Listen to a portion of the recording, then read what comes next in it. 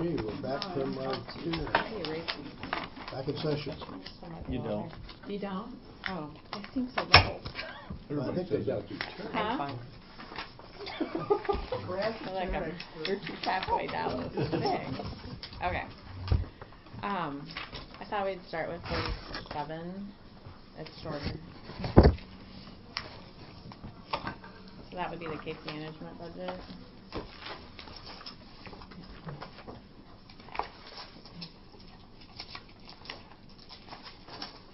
Okay.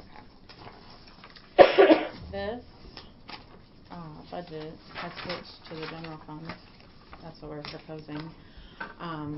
That was part of the region agreement, was that we would all move case management out of the Fund 10. And Cedar is the last to do that. Everybody else has done it. I kind of took another year to talk with Carrie, the auditor, and see how we would set that up between the two service funds. So I don't know. I know. I don't know if we have last year's figures or how that. I know with the general fund there wasn't that history because it's the first time in there. So I don't know how you want me to present that. Do you want me to tell you both ways? I don't know. You don't have percentages, it looks like. So I will go through and read both. For Dawn, let's see. All of this is case management is part Medicaid reimbursed, so we do have a revenue sheet that will help offset some of our expenses. We do a cost report every year to determine what our billing rate will be for our services each year. We're in the middle of cost settling for fiscal year 12-13, and then so we will have a payback for that year because we went to 15-minute billing. There's just a lot of things that went into that, so we're currently paying that back.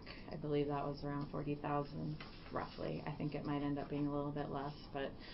And then last year our rate went up. We were fully staffed. We were able to assess what our projections would be for the 15-minute billing number of units. And so now we're going to when they cost settle that, which will probably be next January. It seems like it's been taking a year for them to cost settle this. We should get $60,000 back. So it offsets about $20,000 difference. So that's a slow process, but kind of in a nutshell, with Medicaid, that's kind of how our business is. Yeah. So I'll just start. I believe on the second page, it is for direct administration, workman's comp insurance. We budgeted $6,000 last year. We budgeted $6,700. I believe we paid not quite $5,000. For direct administration miscellaneous, that would be our fees. That I budgeted $6,800. That is our fee for CSN, which we will start paying. There's another fee. To be a Medicaid enrolled provider, we now have to pay a renewal application fee to the state, and that's $500. They've delayed it this year, well, so far, but that will most likely end up in the next fiscal year. So that's the total for $12,800 for the direct administration piece of it. And then we go into the case management cost / budget. For our salary, it gets a little tricky because we move that out. What I did was Jennifer keeps track of my time on we do minute by minute timesheets every day. We have to for Medicaid reporting. So she keeps track of my time, and it's roughly figured out to be about 50% between the two programs. However, I think that's going to start to balance differently. So what we did was we split my salary in half. My benefits, FICA, IPERS, half of it will stay in Fund 10, and then half of it will be in this budget for the fiscal year. And then Kylie, she does a lot of our county social work for us. So, and that would be your 100% county folks that we follow, and then she does have some Medicaid as well through case management.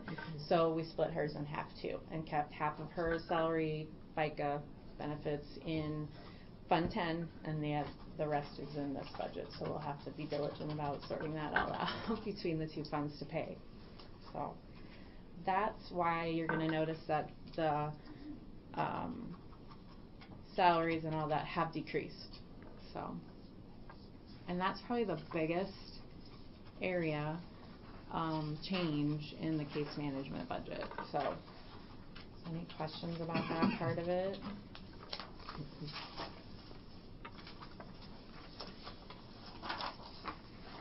We did use the new numbers that you were getting. Yeah, and we did. We used I have the spreadsheet that Carrie handed out, and those are the figures that we went with for salary, for wages.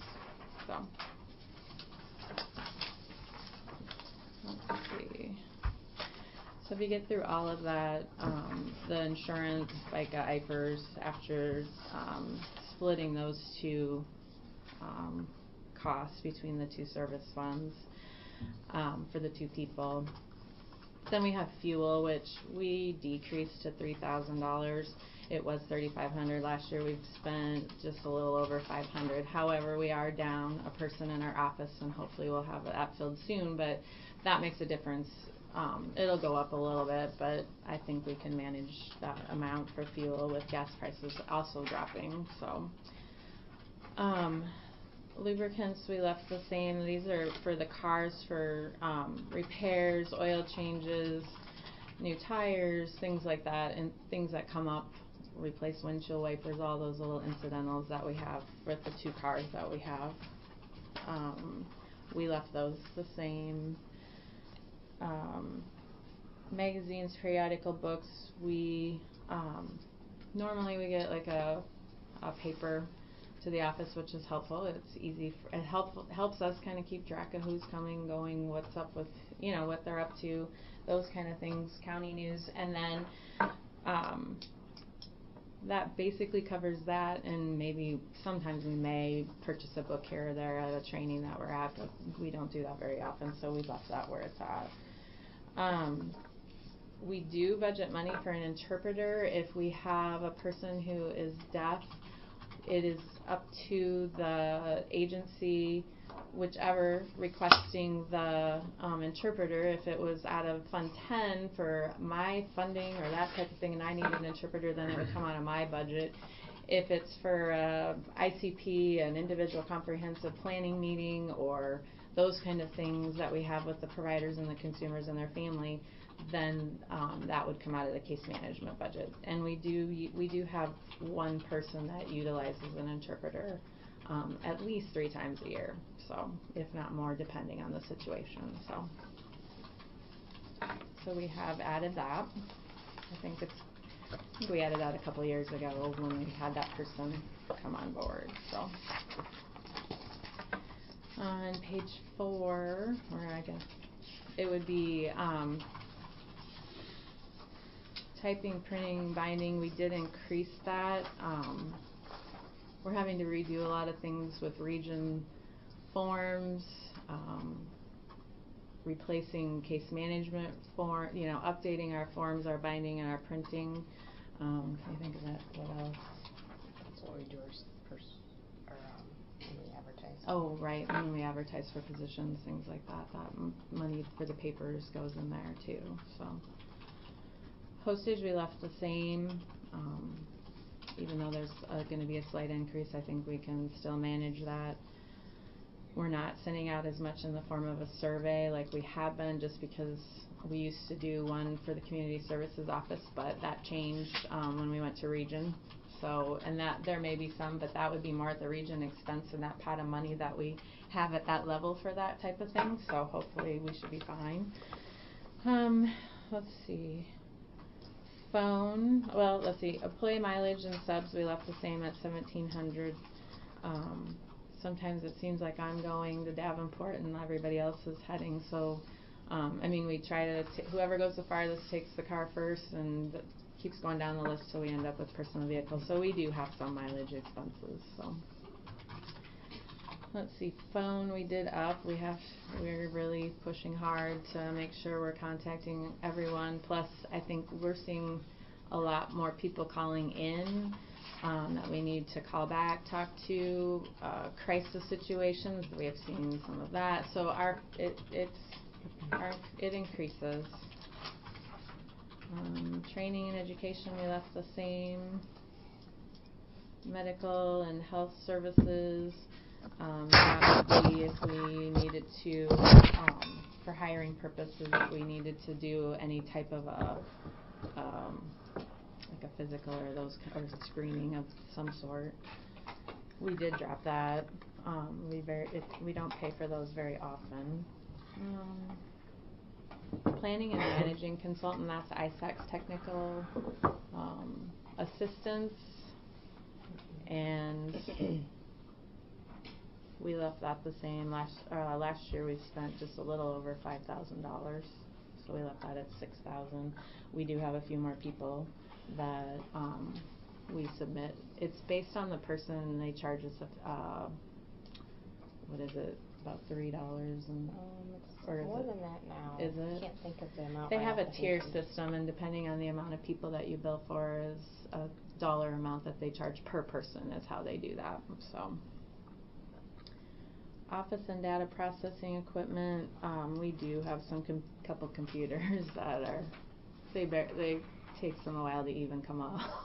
So we know we're going to have to do some replacing and upgrading. It's been many years, so some of them are pretty outdated. So, and then equipment insurance, that would be like our car insurance. Last year, I think we paid just a little over $1,500, so we left it at $2,000. So, and then office furniture and equipment.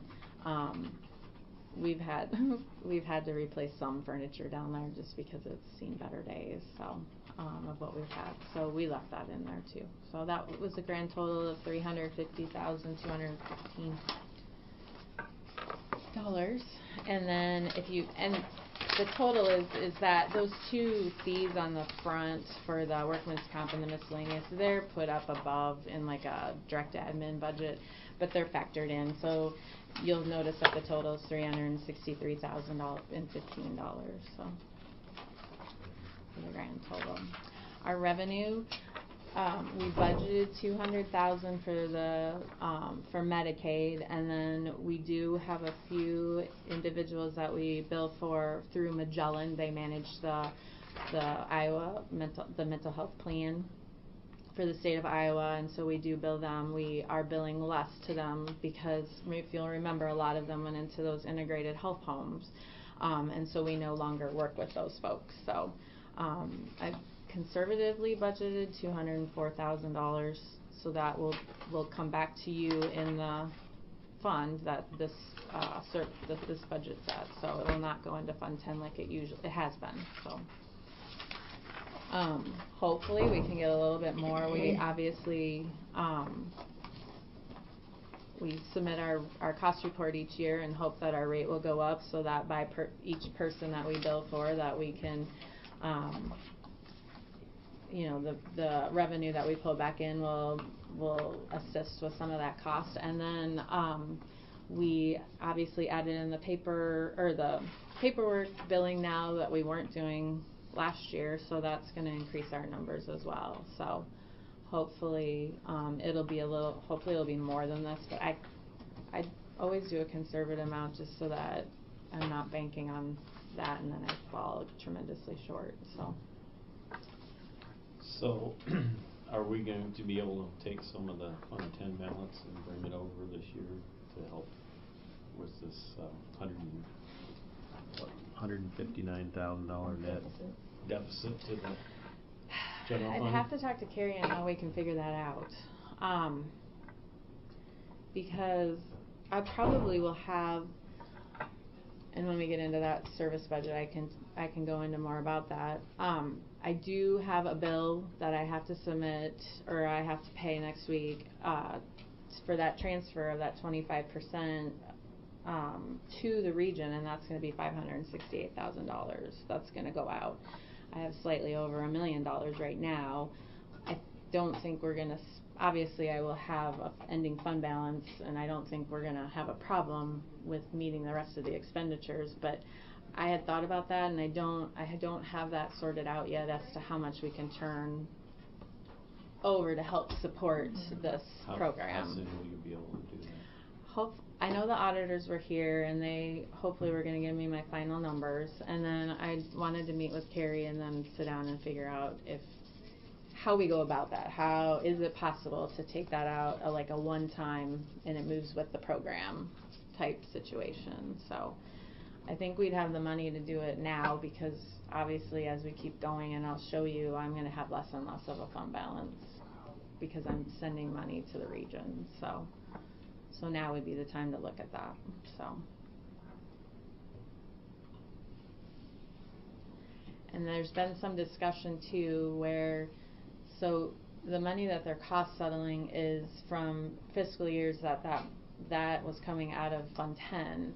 Did that revenue that cost settled have to go back to Fund 10, or can it go where the program's at? And I think sounded like at least 2 or 3 of the counties that when it cost settled, it went to where the program was. So you'll have that too as they cost settle as well. So who's going to nick us on that if they do it wrong? I mean, who's going to come back and say you put it in the wrong place? I don't know. I mean, really, I don't know, unless the auditors would be the only ones that might. But there's no governmental agency that's going to come screaming back on it. Unless DHS looks at it really close, I don't know, because they would need money. I mean, that would be my only on how we, but it won't matter. I mean, I don't know. So that is part of my plan too. I just don't know at this point, just because I'm waiting for the dust to settle. But we'll know before we finish up budget. Yes, I hope so. Because I think it's going to be a factor as to, in planning for us. I know. Overall. Yeah. I mean, that's a big hit on the general fund. Right. Yep. No. I know, and I tried to, and I'm thinking too, I mean, my time, it seems like I can't get to things just because it's becoming this meeting or this meeting, and now that we're setting up all these crisis services, and next week alone I'm spending the whole day out in Des Moines touring one of them, so that's a whole day out of the office, getting to things. And I have a feeling in setting up these meetings, obviously there's going to have to be a lot of collaboration and trying to get these crisis services going, and my time, that'll be less of an indirect out of that case management budget and back over in Fund 10, which helps because if you'll remember, they have that 25% cap, and all those indirects are excluded, and as you bring down some of those indirects, then a lot more of it can factor in, and you'll recoup some of that cost, so that we're spending by the revenue coming in based on the what we can charge. So I'm hoping that'll help too. I've tried to look at it and try to think of different ways to reduce as much as we can, and it's hard to separate them and get them back into each fund, and it's all been in the one fund since the beginning. So hopefully we'll keep fine-tuning that, and we can keep separating things out as we look at expenses even further as we go. So and maybe I can set an appointment like right away, even next month, and try to, I don't know, I know you might be calling people back to go over budgets, but I don't know how soon would be helpful for me to come back and try to get those numbers figured out. Well, next Thursday we're trying Next Thursday we want to try and finalize them. And I'm gone all day Tuesday. That's going to be very difficult, I think, to finalize it all on Thursday, but yeah. Are you okay with me trying to come in sometime in February, and we can, I mean, they don't have to be certified until when? March. I know you want them done. I don't know what your thoughts are. Well, if we can have the bulk of your numbers. You know, so we're just waiting on the reimbursement part or the transfer part. I mean, that's a big factor when we're trying to figure out everybody else's budgets too. Yeah, okay. I have a question. I'll see what I can do. Since you've directed other departments to have their computer stuff come out of Fund 1, and now that this is coming out of Fund 1, do you want that to come out of the IT thing? Should. The 2 computers. I think we've always left it in there because we depreciate them and they've always been in our cost report for our expenses. Right. So that's why we've done it that way. I know this has come up That way they before. can keep track of it for It's more reimbursement. beneficial for you and take it off your cost Okay. report. Yeah. So that's why I think why we've always, I and know we you- have mentioned that before, I know, Well, in just years Fund past. 1, we've always done anybody with Fund 1, and we've left the other funds alone because. So I don't know how you wanna do that. I think we should still leave it in there, just because. In the of case that. management budget? Okay. It'll help us in the cost Okay. report. Alright. Okay. We're thinking of having those come out before next year anyway, right? Yeah, so, yeah, but I know there'll be more to come, Oh, so. yeah. Okay, so I'm gonna, computer, and then dollars to go to general fund.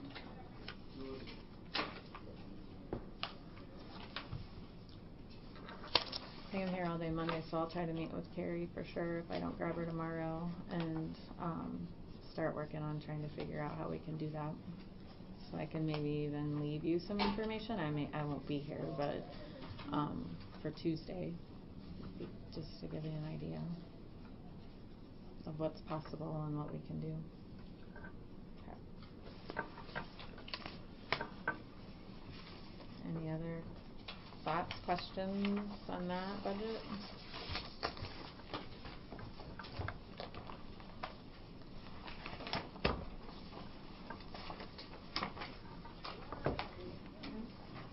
Okay. All right, we can go if you want. Okay, go on. Wow. The next one.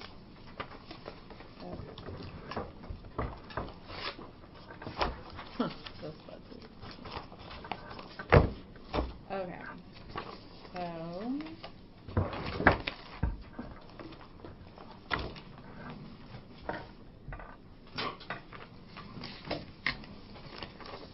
Alright, so this is a budget that the 5 counties put together, and then we submitted to the governing board, regional governing board, on the 12th of this month, and they have approved it, and it will be sent in to DHS. We have to have it into them by April 1st.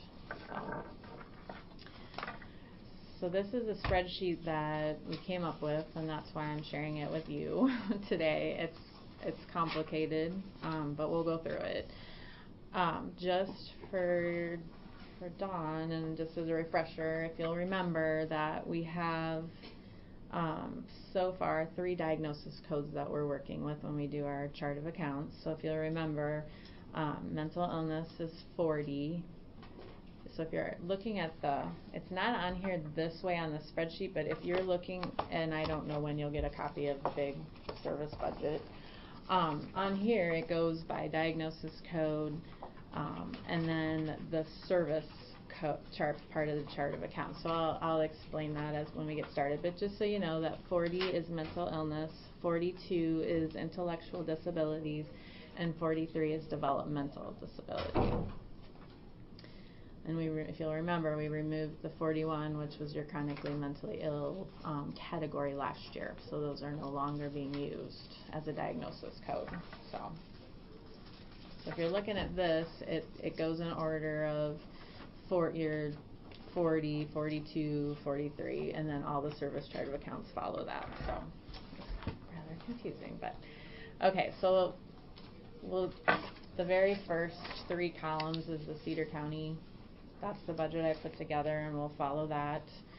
And then as you go across the page, you'll notice that there's these more darker blue columns.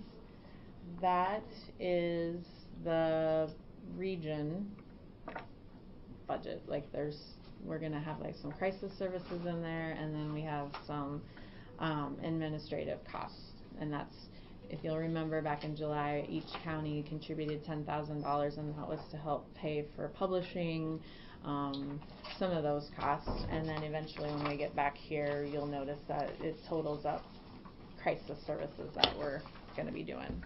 And then the very far green columns are the totals of everything going across.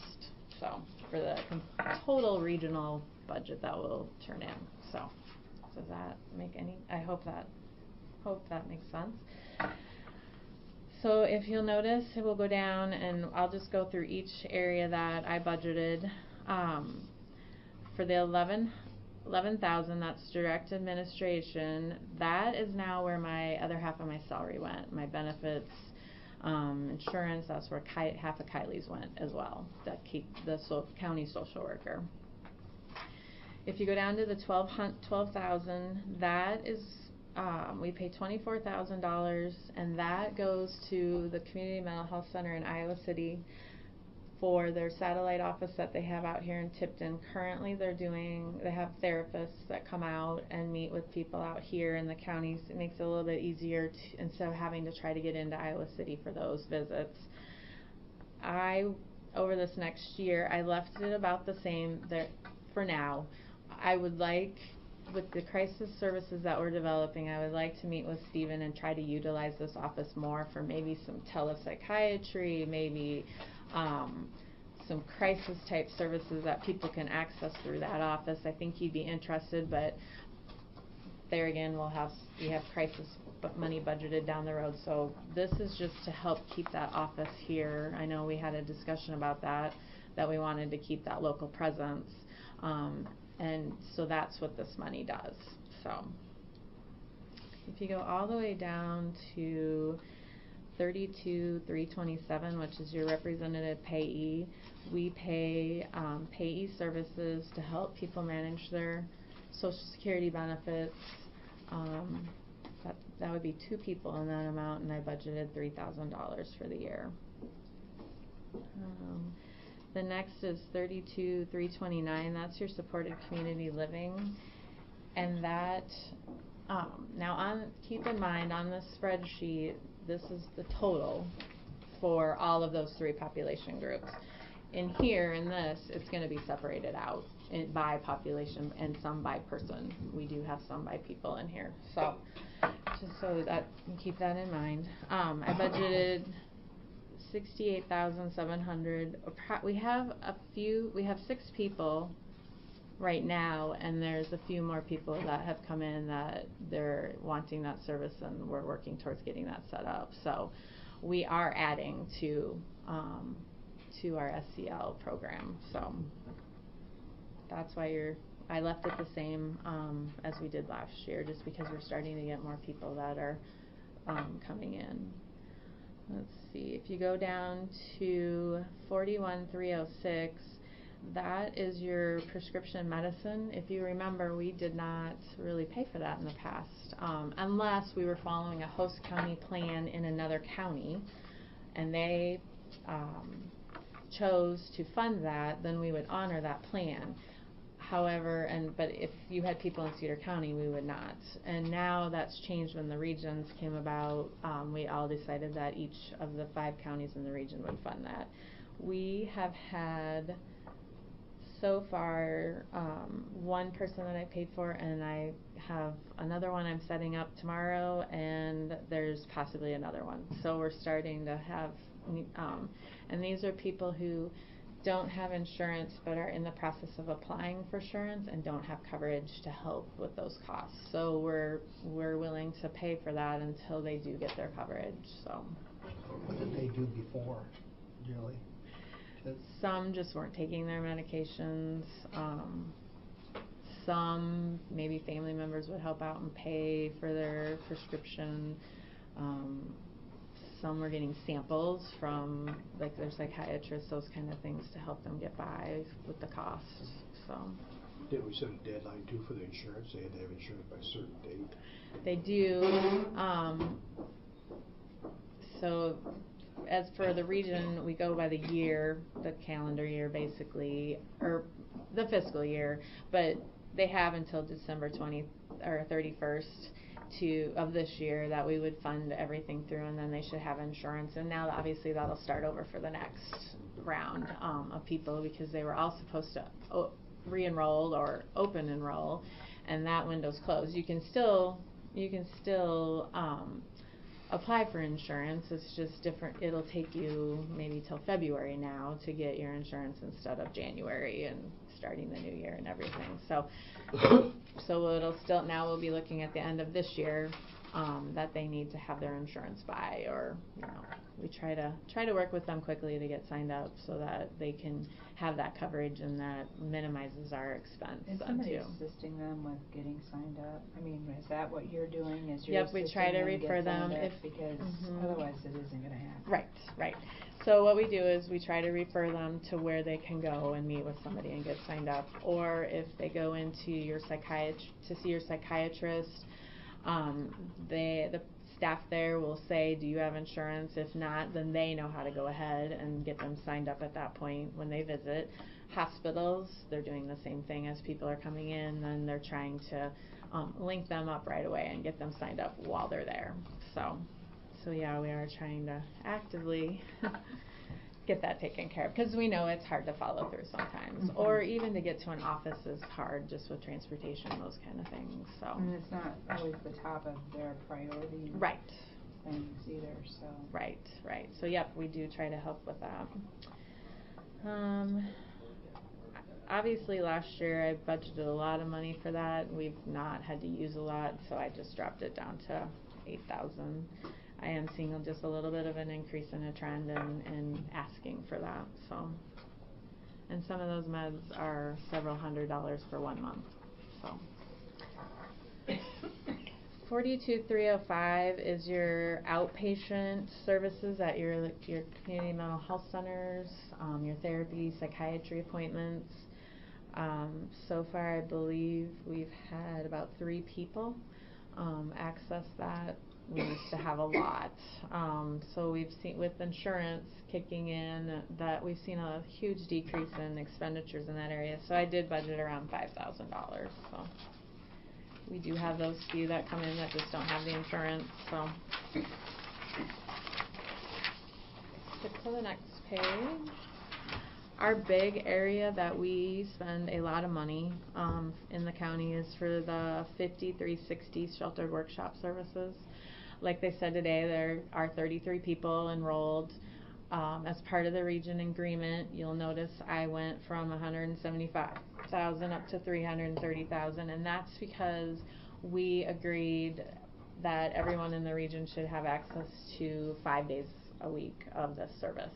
And we were at 3 and some were at 2, because we had a lot were at 3 because we had reduced days when we were our funds were running low, and new people coming in would have 2 days a week. So we've given them the opportunity now to met with Crossroads, and case managers know that in their meetings that they can let their person know that if they want to go 5 days a week, they can. However, most have chosen not to, or like they said, some have chosen to do the day hab program. So more to do the day hab, that'd be less strain on this particular line item. Right, because that is Medicaid funded, like she said, through the waiver, the home and community-based waiver program. So,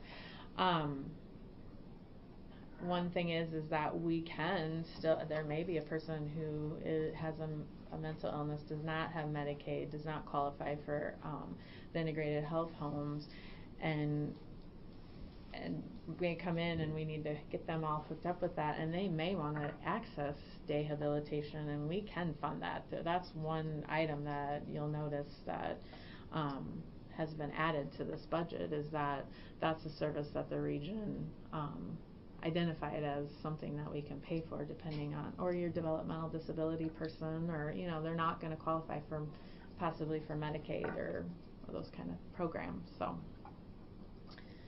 but it is taking it'll take some expenditures off of us from that line item if they go into that program. So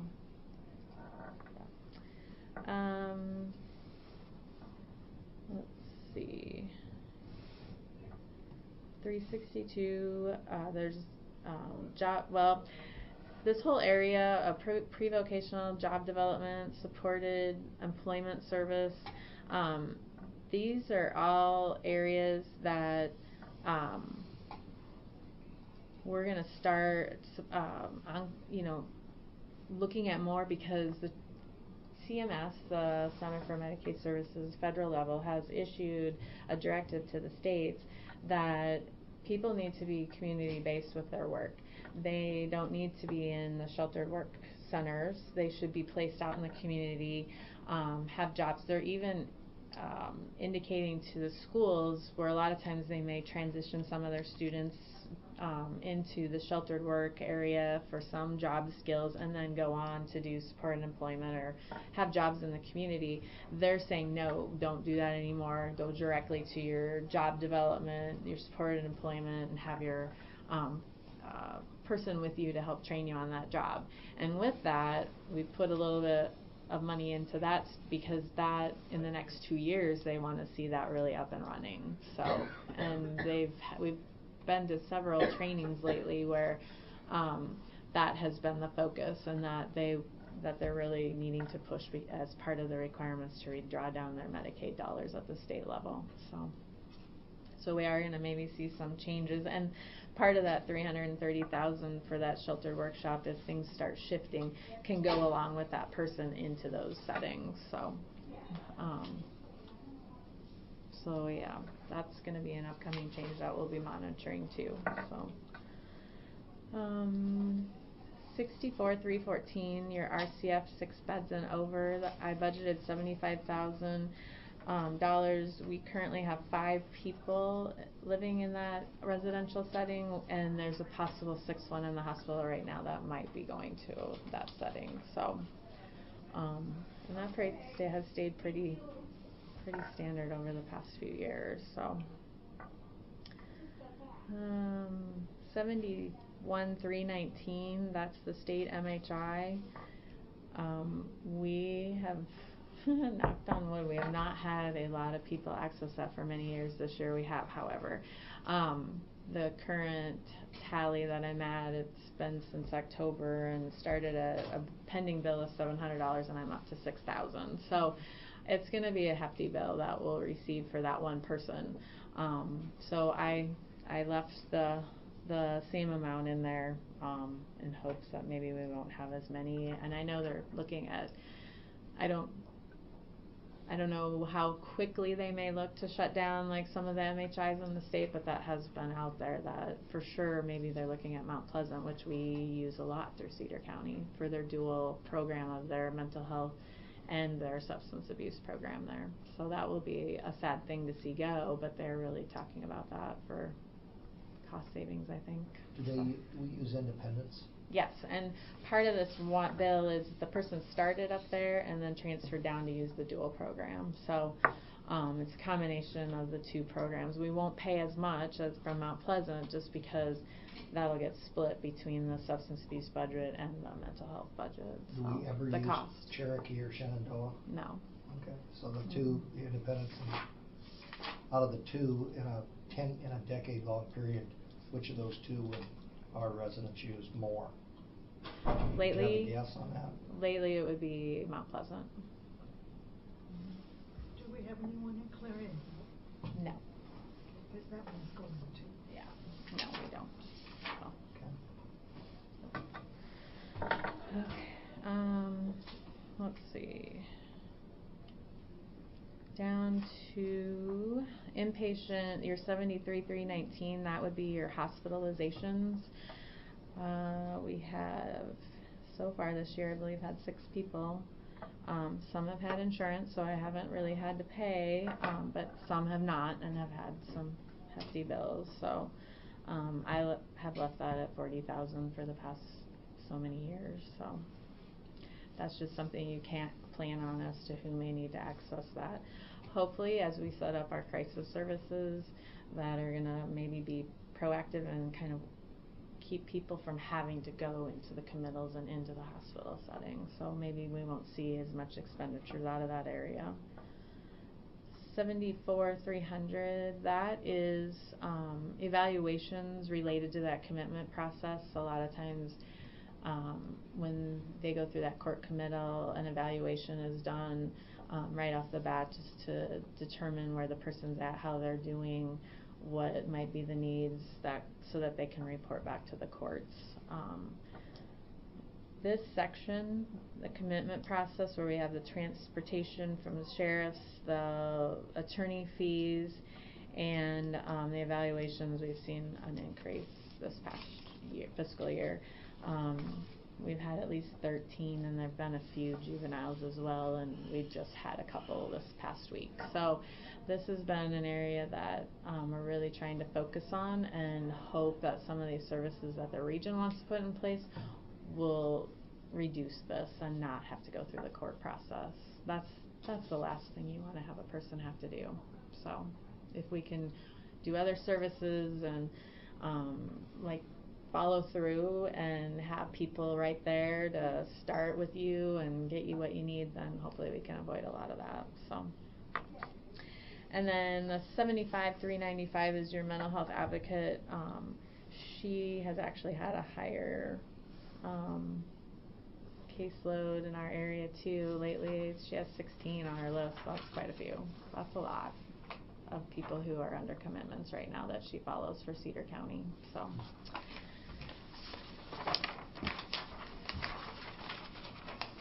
Okay, so this next section, get my little notes here.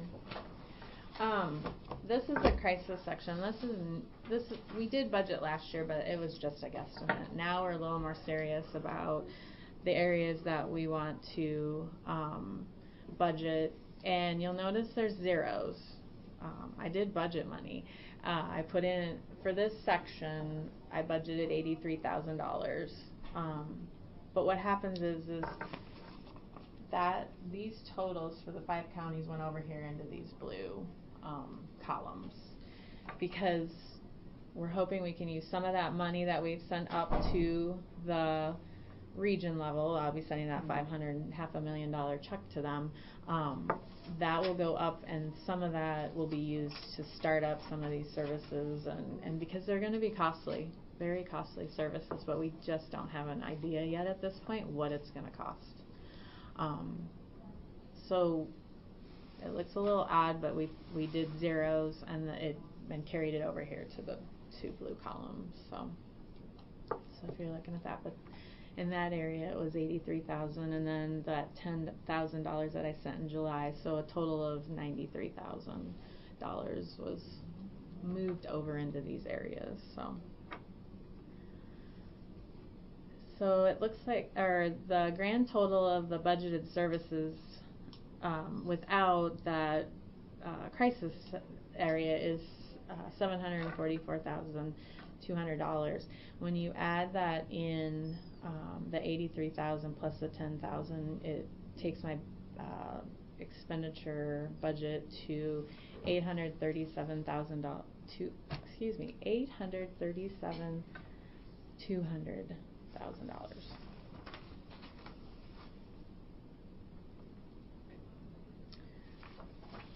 So then, let's see. Okay.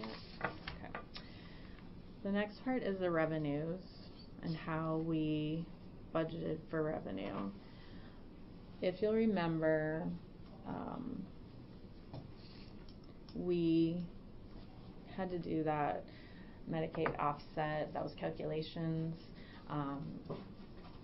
where the Scott County and Jackson County receive the equalization money into their funds, and you'll notice back on page 1, that yellow right here, this yellow area, it shows you what they received this fiscal year and what they were possibly looking at for next fiscal year. So that's what that bright yellow is they received those dollars.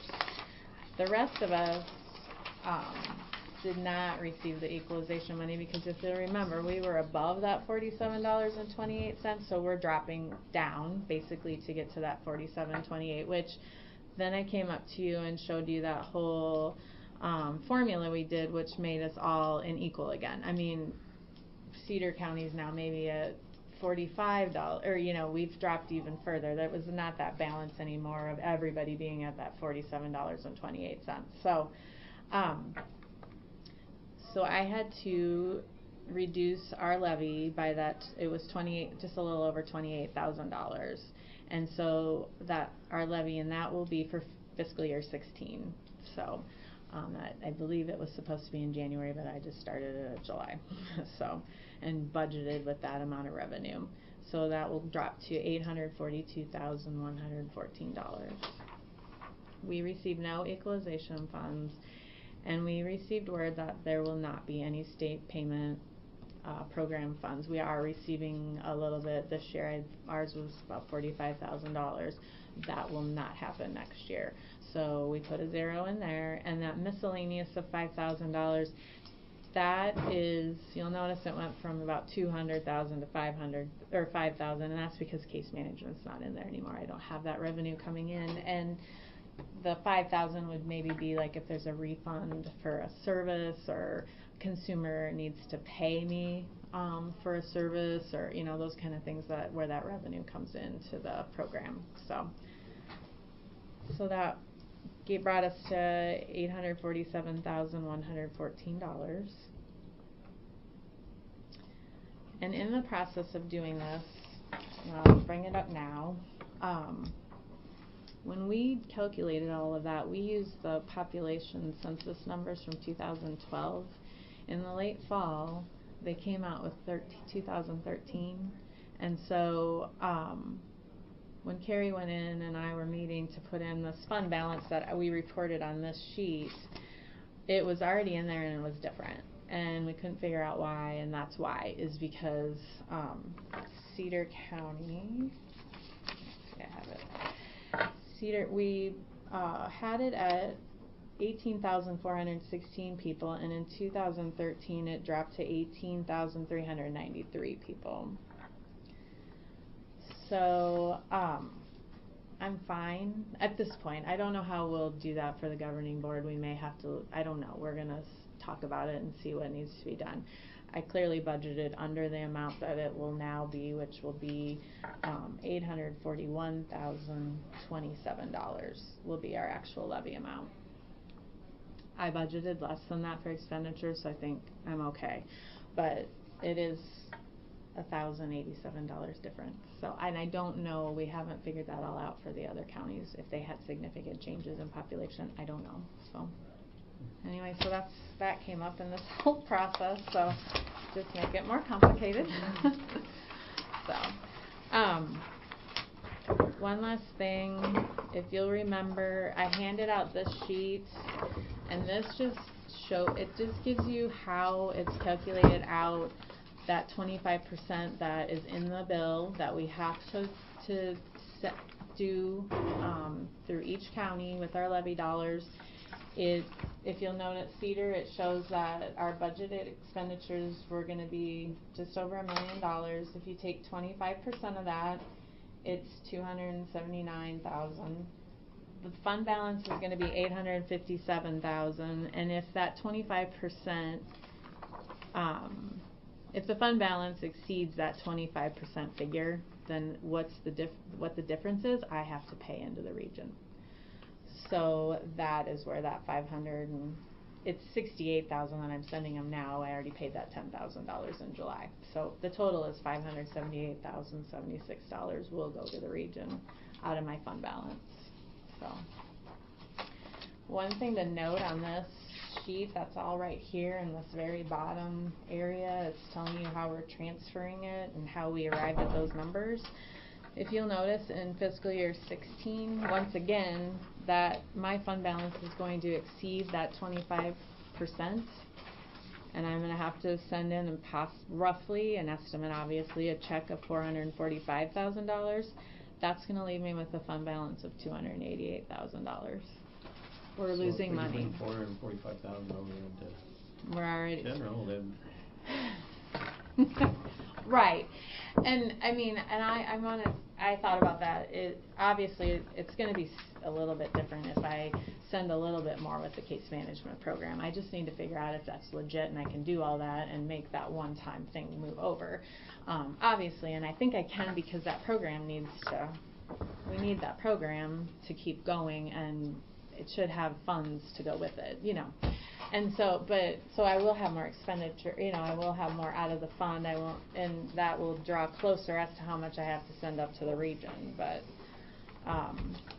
that pot of money that's at the region level, that if we get in trouble with can't meet our expenditures, then we can request to the governing board that I need X number of dollars to get through my budget. And I have a feeling that with no SPP dollars coming out to Scott County and to Jackson, they were even Clinton was kind of in trouble, and I think Clinton's kind of back on track with their money, but and we got word that equalization money is zero. They're not looking for it going forward after this. So Scott County is going to be in the hole. And so some of that money that's going to the region is going to have to help with that too. So it's going to get interesting with our budgeting and our money, and it seems like we're almost right back to where we were at when we were going into this region process, where our money was very tight and we couldn't do everything that we wanted to do.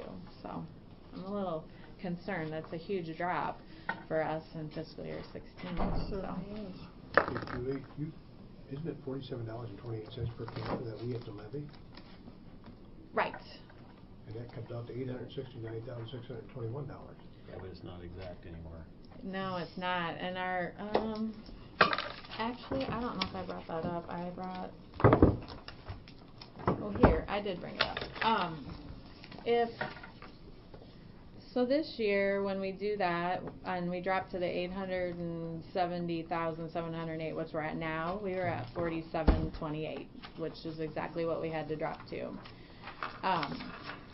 If we take out that, after they did that formula, and we have to now reduce it to $28,594 because there was that savings that the state saved for us, and we had to do that clawback, that Medicaid clawback. It dropped our per capita rate from $47.28 to $45.73. But in this whole scheme of things, so at Muscatine, they're now going to, in fiscal year 16, they'll be at $44.07.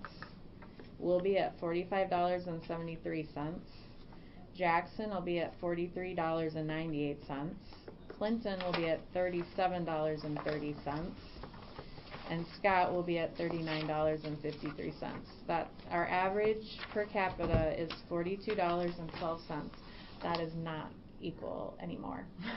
We're not at $47.28 across the board, which was how they set it up. It's pretty interesting to watch that figures when you're doing that, and it's only going to get more worse as we go, because I'm only going to have $228,000 in my fund balance going into that next fiscal year to pay bills, and I won't have all the salaries and things for case management. I mean, part of that will be out. Some more might be in my end though, because more might be coming in depending on my time and how much is spent of my salary and those kind of things. So that could go up, and to float my boat until October is when we get property tax money in. So it could be tight depending on paying for what comes out for crisis services out of our county, those kind of things. So, well, as far as the clawback money from the region, what happens if everybody's in the same boat and everybody has to take money back out of there? I mean, I'm a little concerned when we're already paying this much per capita, right, and then we can't get money back because other entities have sucked it dry. Well, and I think that's part of the issue that we were worried about going into this, and that's where we all were at that point. Cedar County was, to tell you the truth, if the regionalization had not taken place, we would have had waiting lists. We would not have had money to get through that next fiscal year, because we were in dire straits. We were going into the red, and we had we had So negative. up until this point, it has worked. Yes, and it's been beneficial to Cedar County and to the others for that matter. Well, It really has. There's a couple things that happened consecutively or at the same time. Right. And it had to do with the insurance and so forth. It didn't have anything to do with the regionalization. No, but it has been beneficial that now we can draw off of some of the dollars. But with them doing, it's not equal anymore. We're not able to hold on to the money like we had thought. They're not going to be putting any money in. So how do we set up these core services that we're mandated to do, which a lot of these are your new crisis services that are costly.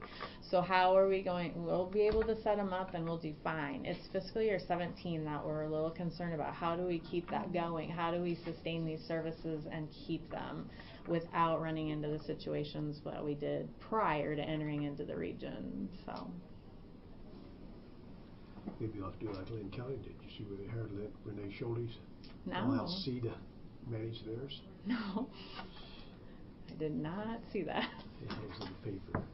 Huh. Renee Schulte, LLC. No. Is she Liability still working for the Corporation. state? Must not be. It's Oh. news to me. News to me You didn't too. know that, Jeff? No. So if we were able to take based on our last year expenses and what was case management expenses versus in this percentage of Fund 10, it's about 38%. And if we were able to transfer those funds, we could transfer about $334,000 if they would allow it. Yeah, and I will check on that. And I don't know why not. It's part of we have to keep that program. It has to sustain itself too, and you need to come up with a figure that is going to help with that to get it started in the new fund that it's in. So I will talk to Carrie and we'll. And that was just expenses. I mean, I didn't figure the net difference, but that was just a percentage of expense. So they may have to factor in And I think, portion. well, and that will, I think that will be doable because then I'll still have enough fund balance to carry out the rest of the year and have some to go into the next fiscal year. So, okay. Are there any questions or any? I know this is a really complicated Mud, isn't it? budget. Just remember, it's not in stone for each line item. It moves back and forth with the people as they move. So does your reimbursement. Yeah, that's in stone, but but just so you know what I budget, it's a best guess. Basically, I have numbers through a certain time in the month when I put this together. I calculate it out, but things change. People come in, people go out, and it fluctuates. So just keep that in mind as well when you're looking at this budget. So, but Okay. anything Thank you, else? Julie. No? Thanks, Julie. Yep.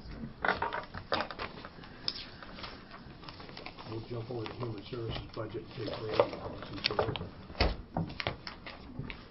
So you put Randy in the hot seat. Hot seat, okay. How are you, Randy? I'm doing just fine. Nice day for a drive. No ice at least this afternoon.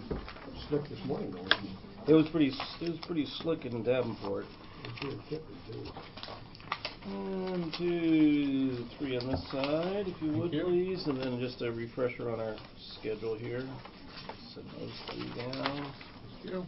And 1, 2, 3. Set those and.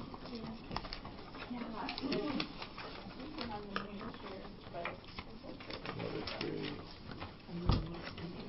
There we go. Never forget. Oh, well, I might take your budget now. We'll try to make it work. Well, I don't know who Dawn upset during the elections, but she got stuck with us, I see. But she was well behaved at her first board meeting yesterday, as a matter of fact. This is not only the hot seat, this is the kids' seat. Everybody's saying that. You know, it's not like being intimidated while you're here talking to you guys, is there? We will look down on you. Okay, well,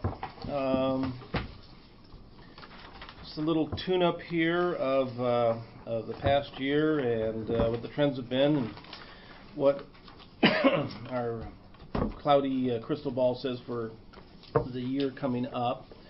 Talk about the ridership, because I think it's important that I identify that you'll see between FY13 and 15 a decrease in ridership. We've seen that trend for the last couple years. Because the ridership is relatively low in Cedar County compared to or other counties, it doesn't take too many regular riders to make a change in actual trip total counts. As an example, if I take an approximate 750 trip drop, now those are one-way trips between 13 and 15, or the estimate for this year, it comes out to about 1.5 round trip trips a day. So that makes up that difference of 750 trips over the period of a year. So it doesn't take much to have a few people pass away. So that's, and then also I think my 1650 is low for this year. That's also the first 6 months and part of January. So we've got Thanksgiving, Christmas, New Year's holidays. So those are about the weeks of service that we didn't provide. So if anything, I would see it be closer to last year's total ridership numbers. As I mentioned here, meal site trip requests are very low. We've seen an increase, a slight increase. I think last year was like 57% for our ridership was elderly. It's gone up a little bit. Working with the other senior housing and other groups for any kind of special trip. What we do on Thursdays, the 5th Thursday of each month, that's open for any kind of request for any groups that would like to go on a trip within our service area. The Medicaid numbers, as I probably mentioned a couple years ago, expecting those to go up with Obamacare kicking in. A lot more folks have become eligible for the non-emergency medical trips, and so we're doing a lot more of those to Iowa City. And the non-Medicaid Iowa City trips, they still remain fairly consistent, 2 to 5 riders per trip when we go on those days. And as a matter of fact, I think next Thursday we're taking the group, I think there's 5 or 6 ladies who want to go to LeClaire and do some eagle watching and go to the shops there. They didn't say anything about going to the distillery on the river there, but that might be a stop too. It's along the way. So we have seen increases in those non-emergency medical trips. Fuel, insurance, our other operating costs have been real tame. Fuel itself, we're probably, I think we had at a 50% budget level in December, we were probably at about 36%, so we've been enjoying some reduced expenses on that end. Next year, I do expect that we will see our state and our federal transit assistance funding go down because of the loss of a major contract. And so that's all formula funds. It takes about 2 years to catch up, and so we'll probably see some decreases in our funding for operations from the federal and the state side. The philosophy that we have at Riverbend is that our 4 counties that we serve are our mission. That's where public transportation in Iowa was started in 1978 to provide rural public transportation in all 99 counties. So each year as we budget, we make the counties whole with whatever funding is available. And on the second page you can see what the revenue sources are for Cedar County, very similar to our 3 other counties, other than we get area agency and aging funding for Clinton and Muscatine and Scott counties. So we backfill any of the deficits with our federal and our state transit assistance funding to make it whole. Fares are a nominal amount of money, and we collect just about all of the fares from all of our riders. So, and occasionally there's a plate of cookies or brownies that might make up the difference in a short change, but we don't beat up anybody for their fares. We remain flexible as far as there can be days where we've got a gap in time, and if folks want to go elsewhere than what we're scheduled for that day, and if it's within the service area and it doesn't mess up anyone else's schedules, we'll do those trips too. So, and people can change their trips same day. It's usually not an issue. Instead of getting there, going to the doctors, or going to get their hair done, or whatever else, or go shopping.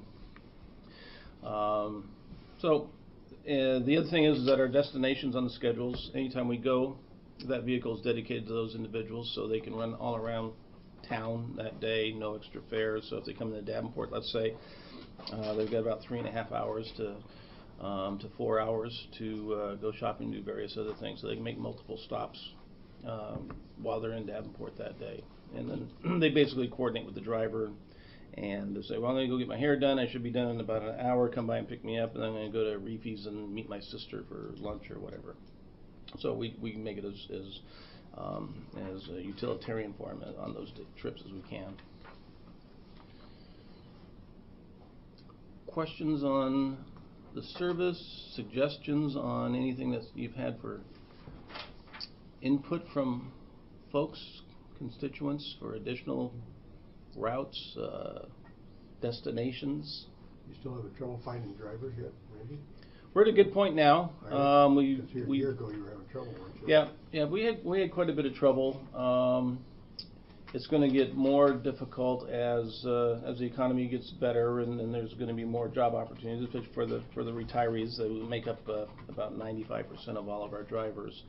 The key holes that we have to fill are sub drivers or substitutes, and because we do have a mostly retired group of folks, their lives are a little bit more flexible, and going in and pounding out 30 hours a week is, they just left 40 hours a week a couple years ago. So if they want to go fishing or go see the grandkids in Arizona for a week, that's where we really get tight, is if we don't have substitute drivers who can jump in. But we've tried to spice that up a bit by all of our substitute drivers are eligible for vacation and holiday and sick pay and those types of things. So very few other substitute part-time positions do you see those kinds of benefits, but we try to throw as many of those kind of things as we can that would be meaningful, especially to people who are retirees who are going to probably use sick time and need some extra time off or want some extra time off. And the subs are excellent because they can come in, they can work a week or two, and then disappear for a month, so they can really fill some important gaps for us. If you have anything that you want to funnel through Dawn, for the meetings, please do. If you pick up on anything from any groups that need some additional transportation, the only thing that we can't do is charter type trips. But as long as we have a destination, we can meet the federal rules for charters. So if somebody group wants to go see the leaves change in the fall, as long as we have a destination stop to go get some hot chocolate, we're okay. But if we just pick up people at the senior center and run around and go look at trees and come back, someone's going to be slapping me on the wrist. So I try to stay as compliant to the feds as I can. Yes. But we are flexible and open and available to do that. We're here 5 days a week, and we have the capacity to do more. And what I think I'm going to be doing now that I've got to look at my budget 6 months in, I've got a little bit more advertising money that I haven't spent so far. And in Muscatine County and Cedar County especially, I think I'm going to be doing a little bit more advertising in the local papers. It's not advertising per se, but it's basically a copy of our schedule and the rates. It's more of an awareness than anything, but to just let folks know that it's open to the general public. If you get to come into Davenport one day and you're just a general public person, you can jump on for a real nominal fee. So I think we're going to do a few more of those advertisements for the rest of the 6 months. I think I've got the money to do that.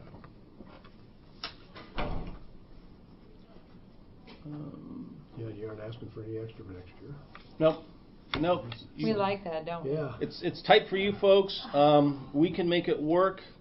I'll have a better idea what next year looks like after we get all of our formula funds estimates coming in. We're real good about trying to meet the in-go and the out-go, and as I was telling Dawn yesterday, and all the years I've been there since '98, I've never had to go into the piggy bank to help support the next year's budget or any of those types of things, and we've made difficult budget cuts internally to meet the in-go and the out-go, so without any adjustment to service, and that's what the board has me there to do, and I try to do the best I can to meet that. Well, fine. Any All right. other questions or comments for Randy? Thank you, Randy. You're Appreciate welcome. it, Randy. Thank you very much. All right, thank you.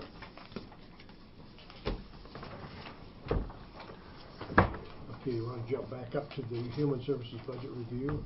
I think everybody's got a copy of that. They didn't turn in a budget, Deb, you said?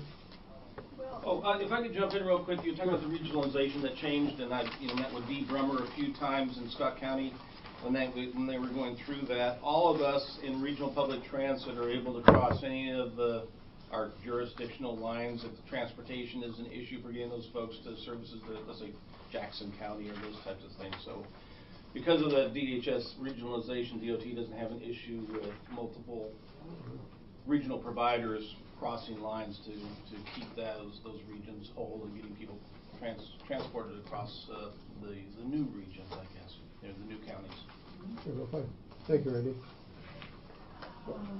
I haven't seen anything from them, and we've noticed they haven't submitted any bills, so Carrie didn't know what's going on with her, but Carrie sent this over anyway. We haven't paid them any, Muscatine County auditor or anything since, for fiscal year 12, the last time we paid them anything for the $3,270. So we probably could leave it the same. We what? We probably leave it the same. I would say we should leave it in there in case they do hit us up from rent and everything. So just leave it all the same? I would say. Is that okay with everybody? Leave it the same? Okay. I'll tell Carrie just to leave it the same.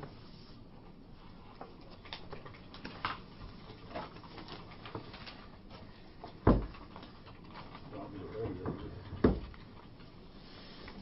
A few minutes. Ooh, drank too much coffee for dinner. Okay. Yes, sir. It is? I thought it was just a bystander. You want a closed session for? Yeah, we have union negotiations commencing next Friday, so we're requesting a strategy session with the board in closed session. Okay, does somebody want to move? Move to go into closed session subject to chapter 20.17 subsection 3 for union negotiations. Okay, the motion's been made by Bell. Is there a second to that motion? I'll second it. Second by Smith. Roll call. Bell. Aye. Smith. Aye. Coffee. Aye. Bell. Aye. And Dearborn Guy. We're in closed session. Okay, just a moment, let me We're in check. closed